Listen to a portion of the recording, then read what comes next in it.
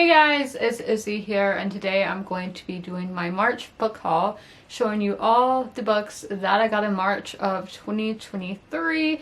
I did go a little crazy, but if you don't know, I am buying as many books as I read in the previous month, marking books off the TBR, adding more, and last month was like my biggest reading month ever, so I did get quite a few books this month, but let's get into it.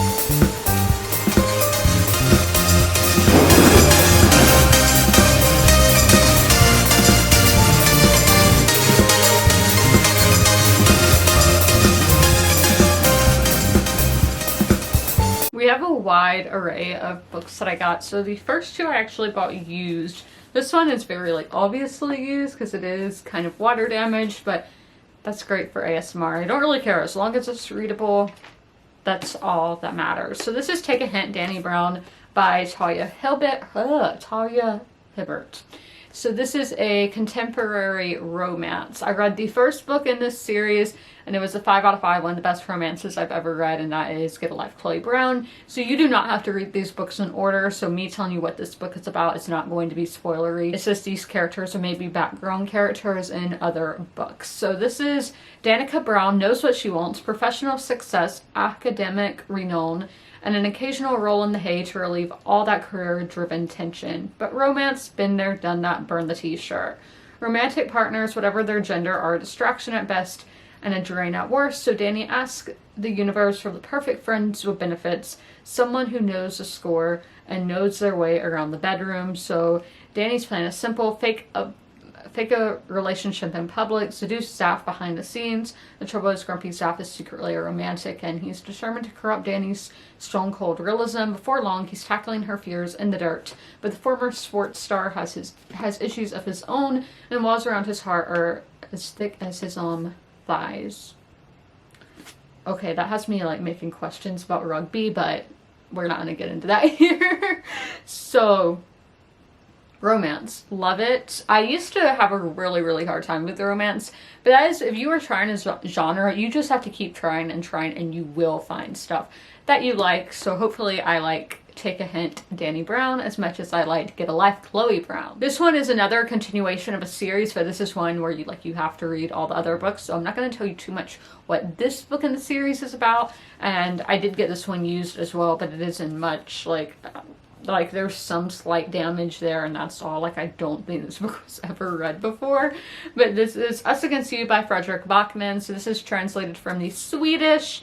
And who is the translator? Neil Smith is the translator, translating this from Swedish to English. So in the first book, Beartown, which is a book that changed my life, if I'm being quite honest with you, it's a book about this family. The dad was in the NHL in Canada, and they moved back to Sweden, and where he's from, and a traumatic event happens, and the team is all trying to win the national championship, whatever, and this big event kind of causes a lot of tensions in the town and all that, and it was just really great. So I love Fredrik Backman's books, all the books that I've read by him, so cannot wait to continue the Beartown series. So my camera was running out of storage, so I am sorry for such an awkward angle and even some of the tripod being in that, so hopefully I can get enough filmed on my phone. So the next book I have to talk about is Marvelous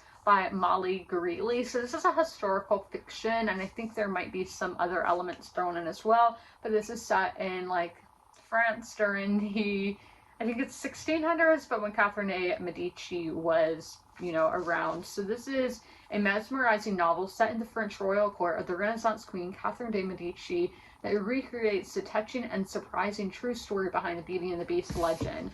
Did y'all know Beauty and the Beast was inspired by a true story? Obviously, it's not as fantastical as the Disney movie, but I had no idea that it was inspired by a true event, so definitely want to know more about that here in Marvelous by Molly Greeley. And I should say, the Molly Greeley book is a new release that came out this month. So the next one is another continuing a series, and that is The Royal Succession by Maurice Druin. This is the 4th or 5th book in the Accursed Kings series, which is a classic historical fiction French series. So again, we need to see who our translator is, and it is translated from the French by Humphrey Hare. So this is set during the 100 Years' War, I think it is, and just following all the rulers of France during that time period, and even some Italians and Englishmen as well. I did go on my monthly trip to Barnes & Noble, and in a video I saw this book and I was like, oh man, that sounds really good. It was a Booker Prize finalist a few years ago,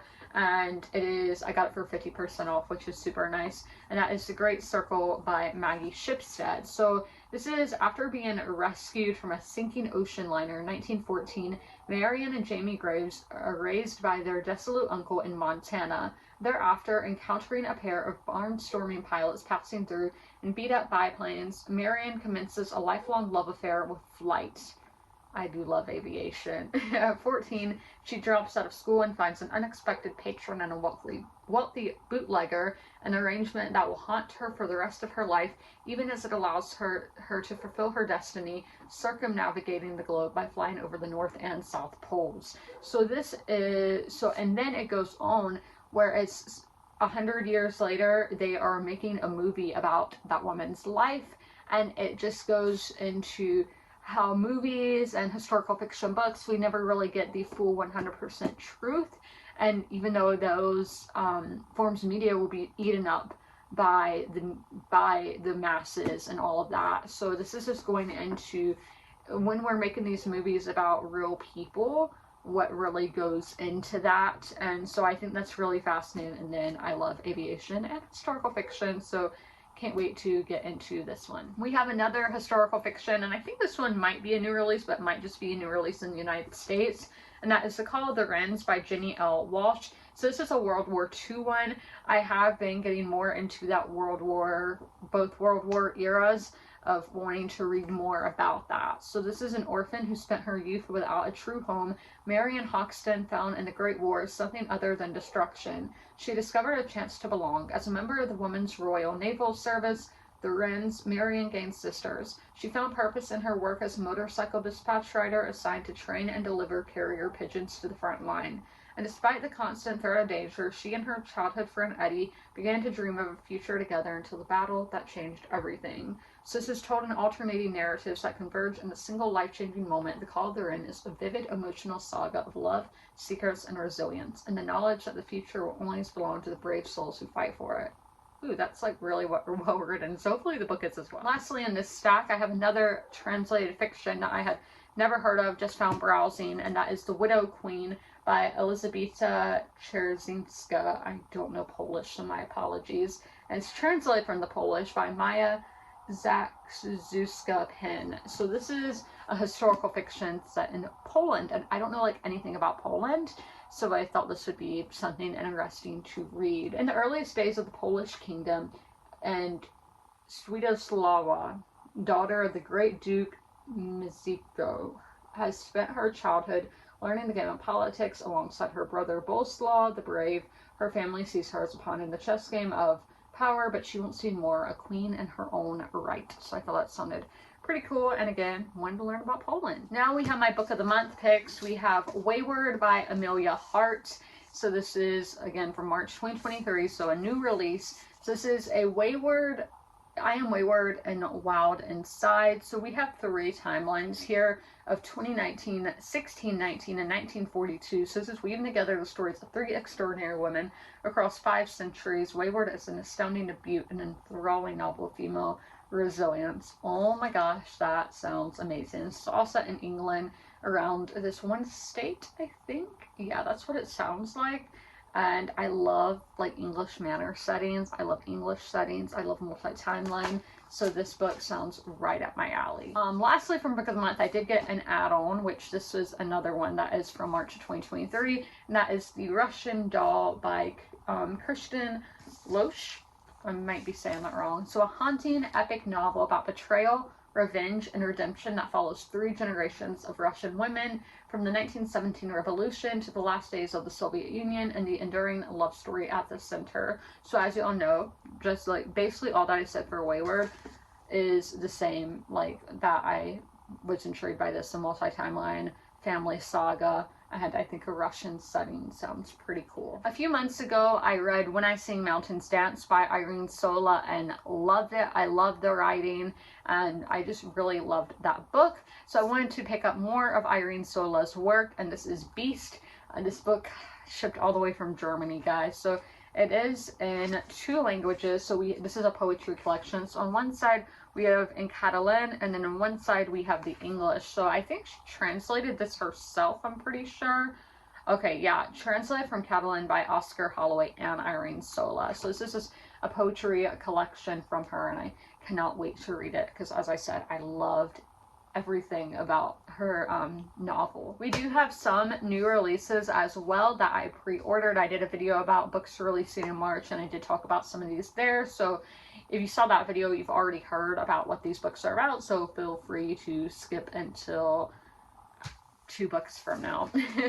But we have Atomic Family by Sierra Horton McElroy. So this is set in my state, so I was instantly intrigued because I do want to know about like what my family lived through and all that kind of thing. And it's sometimes cool when it's just somewhere that you know because you can relate to it and all of that. So this is in small town South Carolina. In 1961, Dean Porter is at work at the local nuclear bomb plant reading a report of impending disaster. His wife Nellie is wondering what to wear to a nuclear protest, and 10-year-old Wilson is hiding in the backyard fallout shelter waiting for the Russians, who he's sure will invade his town at any minute. In 24 hours, nothing will be the same. So if that does not intrigue you, I don't know what will. We have Black Candle Women, which is by Diane Marie Brown, and it is a part of the Read with Jenna book club, and I've said it before, basically a lot of my favorite books are a part of that book club, so I am only just like, ooh, if they think it's good, then I might think it's good. So hopefully that is the truth. So this is another one, Generations of Women. So generations of Montrose women, Augusta, Victoria, and Willow, have lived together in their quaint 2-story bungalow in California for years. They keep to themselves and never venture far from home, and their collection of tinctures and spells is an unspoken bond between them. So love stories of women and multi-generational family sagas, absolutely love. So let's get to the last book in this video now. So I know you can already see what it is, but the first book in this series I read a few years ago, and it's probably my favorite fantasy that's a standalone and not in the A Song of Ice and Fire universe, because y'all know that's like my favorite of all time.